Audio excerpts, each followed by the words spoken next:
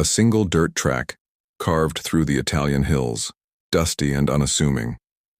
Yet from this humble path, an empire would rise to conquer the known world, its legions marching from the misty shores of Britain to the sun-scorched sands of Mesopotamia. This isn't just a story of conquest. It's the story of how a small city-state founded on myth and ambition engineered a legacy that still shapes our laws, our languages, and our very idea of civilization. This is the story of Rome. Our tale begins not with emperors and marble columns, but with two orphaned twins, Romulus and Remus, suckled by a she-wolf, according to legend. This foundational myth, steeped in divine favor and brutal fratricide, perfectly captures the dual nature of Rome, a civilization built on both divine destiny and ruthless pragmatism.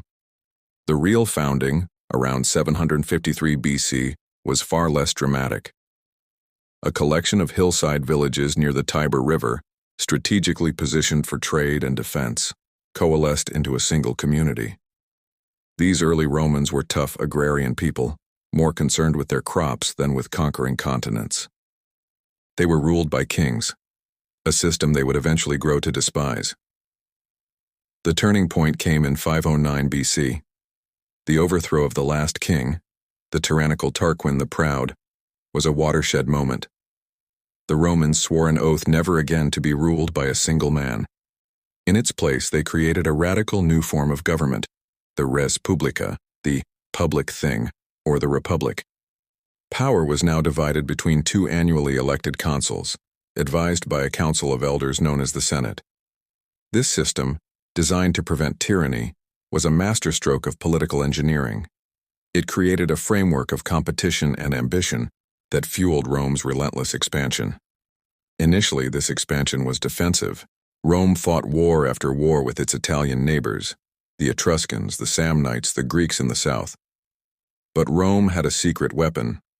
Unlike other ancient powers that simply subjugated their defeated foes, Rome often incorporated them.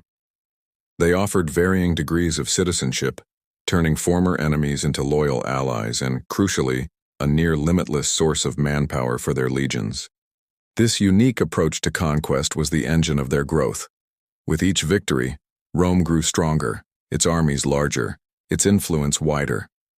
Then came Hannibal. The struggle against the commercial empire of Carthage, known as the Punic Wars, was Rome's crucible. It was a fight for survival that pushed the Republic to its absolute limit. Hannibal Barca, the brilliant Carthaginian general, inflicted a series of devastating defeats on the Romans, most famously at Cannae, where he annihilated a massive Roman army. For a moment it seemed Rome was finished. But the Republic did not break. It absorbed the losses, adapted its strategies, and eventually, under the leadership of Scipio Africanus, took the fight to Africa and defeated Hannibal on his own turf. Victory over Carthage left Rome as the undisputed master of the Mediterranean. Wealth, slaves, and new ideas flooded into the city. But this success came at a cost. The vast fortunes made from conquest hollowed out the Republic from within. The gap between the fabulously wealthy elite and the impoverished masses grew into a chasm. Land that once belonged to small farmers was consolidated into massive estates worked by slaves, forcing a landless, angry mob into the city of Rome itself. The system that had served Rome so well for centuries began to crack under the strain of its own success. Into this volatile mix stepped a series of ambitious strongmen who saw the chaos as an opportunity. Men like the Gracchi brothers who tried to enact land reforms and were murdered for their efforts. Men like Marius who professionalized the army, making soldiers loyal to their generals rather than the state. And then, the most famous of them all, Gaius Julius Caesar. A brilliant general, a charismatic politician, and a masterful propagandist, Caesar conquered Gaul, amassing immense wealth and a fanatically loyal army. When the Senate, fearing his power, ordered him to disband his legions, Caesar faced a choice: obey and face political ruin, or defy the Senate and plunge the Republic into civil war. His decision to cross the Rubicon River with his army was an act of treason from which there was no return. "The die is cast," he famously declared. The civil war that followed tore the Republic apart. Caesar emerged victorious, becoming dictator for life. He enacted popular reforms, but his monarchical ambition was too much for the old guard. On the Ides of March 44 BC, he was assassinated in the Senate House, stabbed 23 times by conspirators who believed they were saving the Republic. They were wrong. Caesar's death didn't save the Republic. It merely triggered another, even bloodier round of civil wars. Out of the chaos, one man would emerge supreme: Caesar's adopted son, Octavian. He was a political genius. After defeating his final rivals, Mark Antony and Cleopatra, Octavian masterfully navigated the shattered remnants of the Roman political system. He knew Romans would never accept another king, so he didn't call himself one. Instead, he took the title Princeps, or First Citizen, and Augustus, the revered one. He claimed he was merely restoring the Republic, all while systematically gathering all real power into his own hands.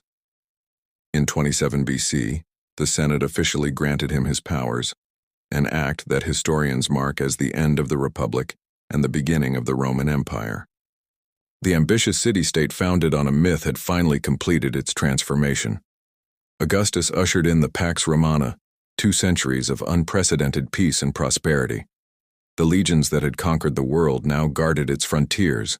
The roads they built carried trade and ideas across 3 continents, and the laws they codified became the bedrock of Western justice. The rise of Rome was complete, a monumental journey from a muddy village on the Tiber to the eternal city, the capital of the world. Its story serves as a timeless testament to human ambition, ingenuity, and the enduring power of an idea. Thank you so much for joining us on this journey through history.